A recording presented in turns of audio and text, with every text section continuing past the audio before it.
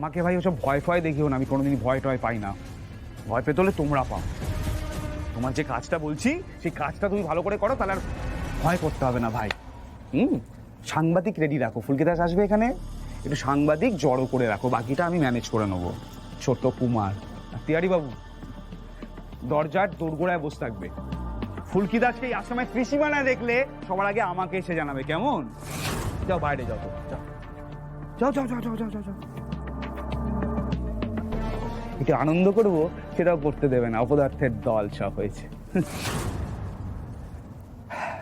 এতগুলো বছর ফুলকি দাস,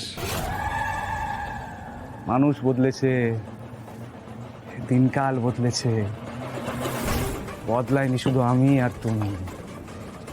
এসো এসো এসো, একটু হোক সামনা সামনা, মুখোমুখি দাঁড়াই তোমার। এতগুলো বছর তো সেই অপেক্ষাতেই ছিলাম। এসো দেখি ফুলকি দাসের কত ক্ষমতা, ফুলকি দাস আমার কি করতে পারে। এসো এসো এসো। এই ফুলকি, তাতে কি ফুলঝুরি ফিরে আসবে? আসবে ফুলঝুরি ফিরে। ফুলকি নিজেকে সামলাতে হবে। দিক বিদিক জ্ঞান শূন্য হয়ে গেছে তোমার। চারিদিকটা একবার তাকিয়ে দেখেছো? মিডিয়া চারিদিকটা ঘিরে রেখেছে। তুমি এখানে আসার আগে নিজের ইমেজটা কথা একবারও ভাবলে না? আমরা সবাই তোমাকে বারবার করে জিজ্ঞাসা করলাম কোথায় যাচ্ছ, কি করবে। রুদ্র নামটা যখনই তোমার মুখে এসেছে তখন আমি বুঝতে পেরেছিলাম আজকে তুমি একটা তাণ্ডব বাঁধিয়েই ছাড়বে। এখন এখন এই ড্যামেজটা কিভাবে কন্ট্রোল হবে? উত্তর আছে তোমার কাছে।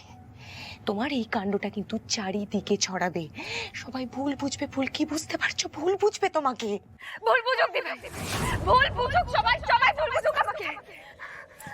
দিভাই, দিভাই সবাই আমাকে ঠিক বুঝে কি উপকারটা হলো আমি বলতে পারবে?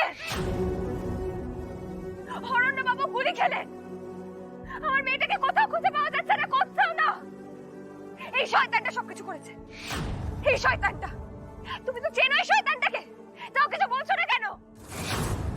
আমি আর কোনো বড় বড় বিষয়ে ভাবতে চাই না দি ভাই, আমার দুনিয়াটা শেষ হয়ে যাচ্ছে। আমার মেয়েটাকে কোথাও খুঁজে পাওয়া যাচ্ছে না। আমার মেয়েটা আর আমাকে ফুলকি ফুলকি বলে ডাকছে না দি ভাই। আমার মেয়েটা আমার আশেপাশে ঘুরে বেড়াচ্ছে না, বায়না করছে না, আবদার করছে না দি ভাই। আমি পারছি না, আমি সহ্য করতে পারছি না দি ভাই। এই যে আপনারা সবাই খুব ভালো করে শুনে রাখুন, এই লোকটা একটা মুখোশ পরা শয়তান। হ্যাঁ এটাই সত্যি। আর এ আমার পরিবারকে শেষ করে দেওয়ার জন্য উঠে পড়ে লেগেছে। দি ভাই তার সাক্ষী। আপনারা যা দেখছেন তার পেছনে কিন্তু বেশ কিছু ঘটে যাওয়া ঘটনা আছে, যেটা এই লোকটার কাজ। আমি এই লোকটার কাছে এসেছিলাম অরণ্য আর ফুলকির বিয়েতে ইনভাইট করার জন্য। সোজাসুজি এই লোকটা কিন্তু ওখানে আসেনি, আমরা কেউ তাকে দেখতেও পাইনি। বেকা বুদ্ধি খাটিয়ে একটা ফুলের মতো নিষ্পাপ শিশুকে কিডন্যাপ করেছে, ক্রীড়ামন্ত্রীর মেয়েকে কিডন্যাপ করেছে,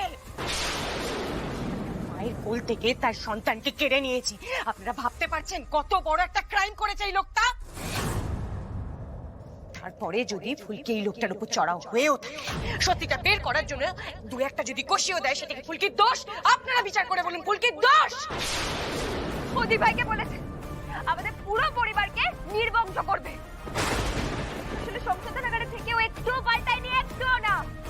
ও শয়তান ছিল, শয়তান আছে, শয়তানই থাকবে। চাঞ্চল্যকর অভিযোগ করলেন ক্রীড়ামন্ত্রী ফুলকি দাস। বিয়ের দিন রাতেই তার স্বামীর ওপর গুলি চলেছিল, মেয়ে নিরুদ্দেশ। আর এই সব অভিযোগে তীর উঠেছে আনন্দ বাবা ওরফে রুদ্ররূপ সান্যালের দিকে। এই ধর্মাচরণ, এই আশ্রম সবই কি ভণ্ডামি? হ্যাঁ দাদা। বাপরে বাপ, কি হলো এসব? আর কি হলো ভাই, যেমনটা চেয়েছিলাম তিওয়ারি তেমনটা হলো তো? হ্যাঁ দাদা, যা যা সরানো ছিল লক্ষণপুর থেকে তাই সরানো হয়েছে। দেখো দেখি কি অবস্থা করেছে মেয়েটা। রুমাল আছে? হ্যাঁ দাদা, আমি পরিষ্কার করে দিই। যাও তো ভাই, কাজ করো কাজ করো, যাও এসো কাজ করো, আমি দেখে নেবো দরকার হলে। ওরে বাবা রে, আহা আহা আহা, উফ, খুব মার মেরেছে। কাজ হাসিল করার জন্য কত কি না করতে হয়। ফুলকিদাস, তুমি আমার পাতা ফাঁদে পা দিয়ে দিলে। হ্যাঁ দেখো, তুমি গৃহমন্ত্রী থাকলে আমার খুব মুশকিল হচ্ছিল। আমি একটু নিজের কাজগুলো আবার শুরু করতে চাই, বুঝতে পেরেছো?